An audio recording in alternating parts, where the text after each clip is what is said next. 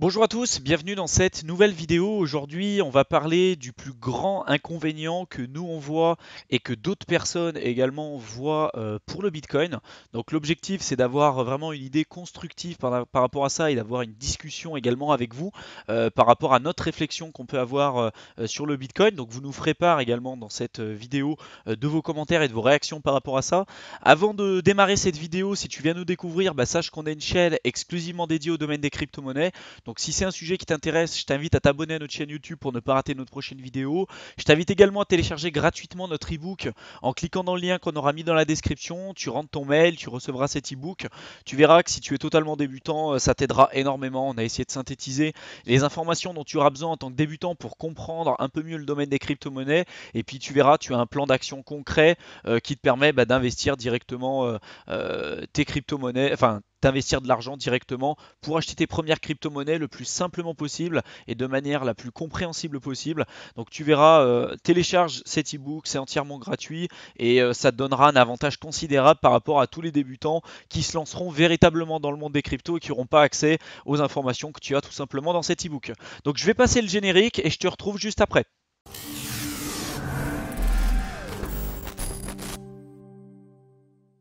Alors si vous fouillez un petit peu sur internet, vous verrez que des critiques pour le Bitcoin, il y en a vraiment une pléthore. L'objectif c'est de ne pas passer en revue tous les inconvénients qui pourraient exister ou qui pourraient subvenir sur le Bitcoin. Aujourd'hui on va vraiment s'attarder sur un qui pour nous est fondamental, c'est la fongibilité. Alors pour beaucoup, la fongibilité, c'est encore assez abstrait pour essayer de faire très simple. Euh, Quand vous avez aujourd'hui un billet de 10 euros entre vos mains, deux billets de 10 euros, il n'y a rien qui va véritablement différencier l'un de l'autre. Les deux vaudront 10 euros puisque c'est leur objectif premier. Une monnaie qui est dite fongible, c'est par exemple votre billet de 10 euros est aujourd'hui fongible puisque vous ne pouvez pas marquer la différence entre l'un et l'autre. Par contre, si vous décidez de déchirer une partie d'un de vos billets et que l'autre est en entier, là cette fois-ci les deux seront du coup ne seront plus fongibles et on pourra facilement marquer une différence entre les deux. Alors là c'est vraiment grossier ce que je vous explique, mais c'est pour vraiment que ce soit clair pour vous. Pour nous, il y en a beaucoup, quand on se renseigne un petit peu sur le Bitcoin, on entend beaucoup de personnes sur les forums, sur les vidéos YouTube, etc., qui parlent un peu de la fongibilité du Bitcoin. Alors c'est vrai que le Bitcoin en général est considéré comme une crypto, est considéré comme étant une crypto fongible. C'est difficile aujourd'hui de marquer une différence entre un Bitcoin et un autre. Simplement, on a l'impression qu'il y en a beaucoup qui oublie que le Bitcoin, donc on peut très bien suivre l'historique du Bitcoin. Depuis le départ, vous pouvez très bien voir si c'est un Bitcoin qui a été issu tout fraîchement d'un nouveau bloc qui a été miné, ou s'il est issu tout simplement des premières transactions qui ont eu lieu en janvier 2009 quand les premières transactions ont été effectuées sur le réseau Bitcoin. Donc tout simplement, ce point de vue-là, il a été mis en avant par une personne que vous voyez à l'écran qui s'appelle Andreas Antonopoulos. Donc nous, c'est une personne qu'on suit énormément puisque c'est voilà, quelqu'un de très très très qualifié. C'est son métier. Il a été data scientist. Il a bossé dans vraiment de très grosses boîtes. Il a passé là les dernières années depuis la création du Bitcoin, depuis 2011-2012. C'est une personne qui fait vraiment des conférences dans le monde entier sur le domaine des cryptos et plus particulièrement sur le domaine du Bitcoin. Donc c'est vraiment le plus gros fervent défenseur du Bitcoin à l'heure actuelle. Et ce qu'il a à vous apprendre, c'est vraiment phénoménal. À chaque fois, on en parle dans nos vidéos. On a lu des bouquins également de sa part. Donc, je vous invite véritablement à creuser un petit peu et d'aller voir sa chaîne YouTube pour écouter un petit peu ce qu'il a à dire. Alors, c'est en anglais. Donc, pour ceux qui ont du mal un petit peu à suivre l'anglais, aujourd'hui sur YouTube, vous pouvez mettre les traductions. Donc, c'est plutôt intéressant. En tout cas, lui, il a pointé du doigt le problème de la fongibilité du Bitcoin qui, à long terme, pourrait poser souci. Vous savez que le Bitcoin a évolué depuis ces dernières années. À chaque fois qu'il y a eu un souci, notamment depuis 2017, la scalabilité, par exemple, si je prends cet aspect-là, il y a eu un très fort bull market en 2017. Il y a beaucoup de personnes qui se sont ruées dans le domaine des cryptos. Pour vous faire simple, le cours a explosé à la hausse. On a eu des hausses de frais de transaction.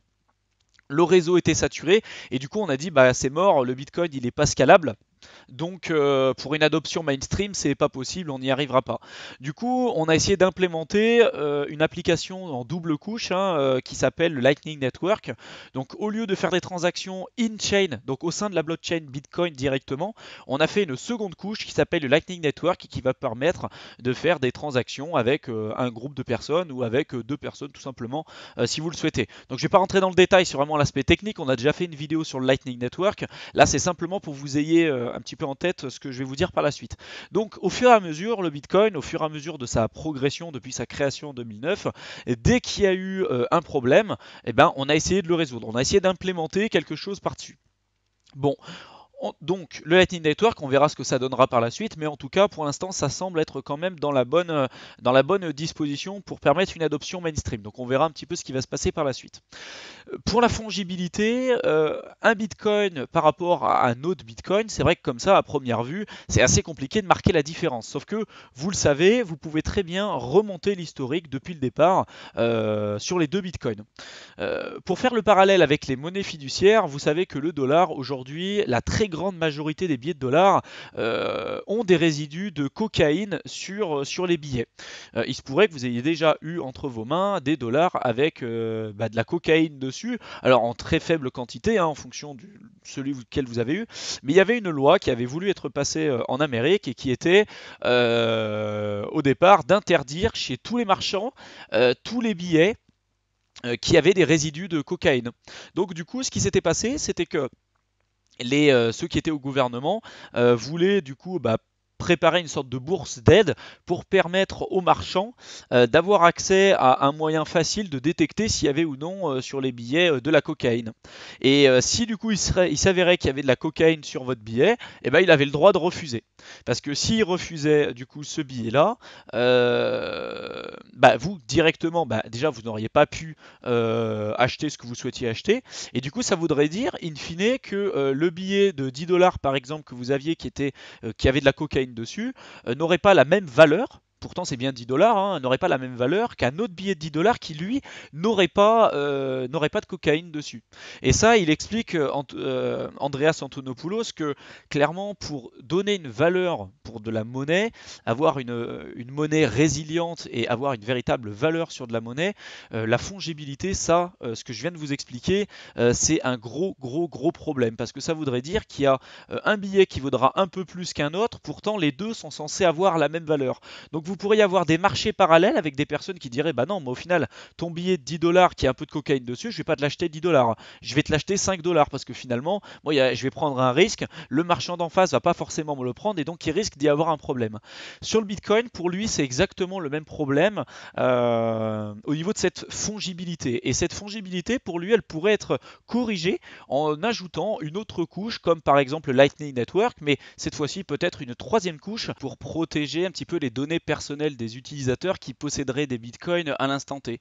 Puisque de la même manière que les monnaies fiat, où on pourrait marquer la distinction entre ceux qui ont de la cocaïne dessus et ceux qui n'en ont pas, donc on aurait des différences de valeur comme ça, avec le bitcoin on aurait exactement le même principe. On pourrait via l'historique déterminer des bitcoins qui seraient des bons bitcoins entre guillemets qui seraient issus de nouveaux blocs de transactions tout fraîchement minés et ceux qui pourraient être issus tout simplement par exemple de trafic d'armes et que vous avez peut-être en votre possession. Et donc via la traçabilité un petit peu de cet historique, les marchands pourraient très bien dire bah non moi j'accepte pas ce bitcoin là puisque du coup il en vaut sans doute moins cher, l'historique est vraiment pas top et du coup vous aurez des problèmes à ce niveau là. Donc pour lui sur le long terme ça peut vraiment poser un problème.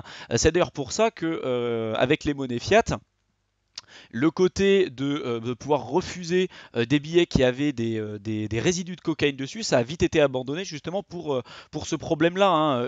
Une monnaie avec un billet de 10 dollars, mais au final qui en vaut 6 ou 5, clairement, c'est pas possible sur le long terme et ça fera pas du tout de l'économie une économie résiliente sur le long terme. Donc ça, c'est vraiment un point fondamental qui met en avant et que nous, clairement, on n'a vraiment pas vu autre part sur Internet, hein. Donc on voulait vraiment vous le présenter aujourd'hui.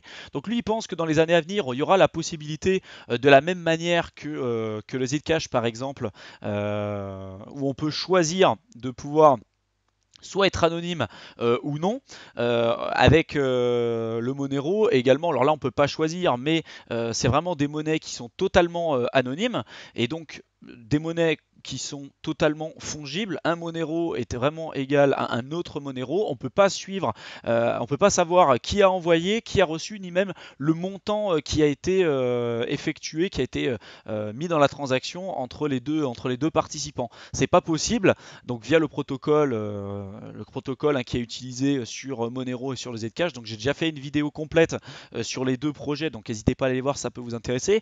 Mais pour lui, en tout cas sur le Bitcoin, par la suite, ça devrait être obligatoire, et ça, pour lui, ça va arriver, de rajouter une couche un petit peu de privacy par-dessus pour sécuriser les données privées et éviter ces problèmes de fongibilité.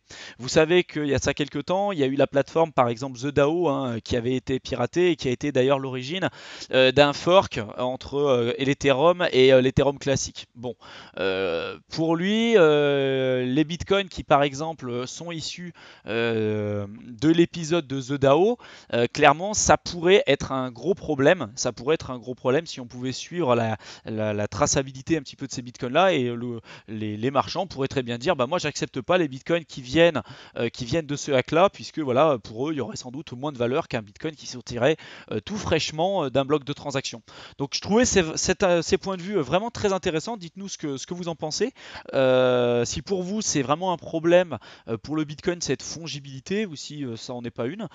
Pour nous, c'est vraiment quelque chose qui nous a vraiment tilté. Et bah, on est vraiment d'accord avec lui. Je trouve que c'est un point fondamental à avoir en tête, et j'ai vraiment hâte de voir comment va évoluer le Bitcoin dans les années à venir, pour voir un petit peu comment tout ça va pouvoir être résolu. Donc dites-nous un petit peu votre ressenti par rapport à ça, dites-nous ce que vous en pensez également.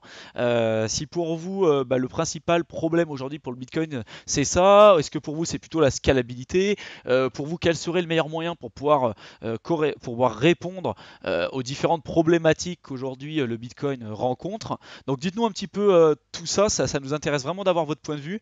Laissez-nous également un like, ça nous fait extrêmement plaisir et ça nous encourage à faire ce qu'on fait.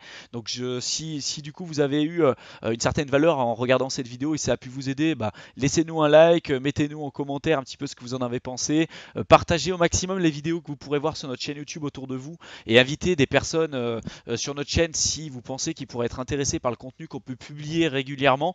On fait ça on publie actuellement 4 vidéos par semaine, on publie également de nombreux articles sur notre blog, donc n'hésitez pas à aller y faire un tour si ça peut vous intéresser. Il y a énormément de contenu qu'on publie uniquement sur notre blog et pas sur notre chaîne YouTube, pour inciter les gens à aller jeter un coup d'œil un petit peu sur ce qu'on peut faire sur notre blog. Et puis bah, si vous avez des sujets que vous aimeriez qu'on traite dans les prochaines vidéos, n'hésitez pas à nous le dire. L'objectif de cette chaîne, c'est d'avancer ensemble et de répondre aux interrogations que vous pourrez avoir à l'instant T. Donc bah, on reste disponible pour répondre à tout ça. N'hésitez pas à nous rejoindre sur les réseaux sociaux. Et puis bah, je vous souhaite une excellente fin de soirée et on se retrouve dans une prochaine vidéo. Salut!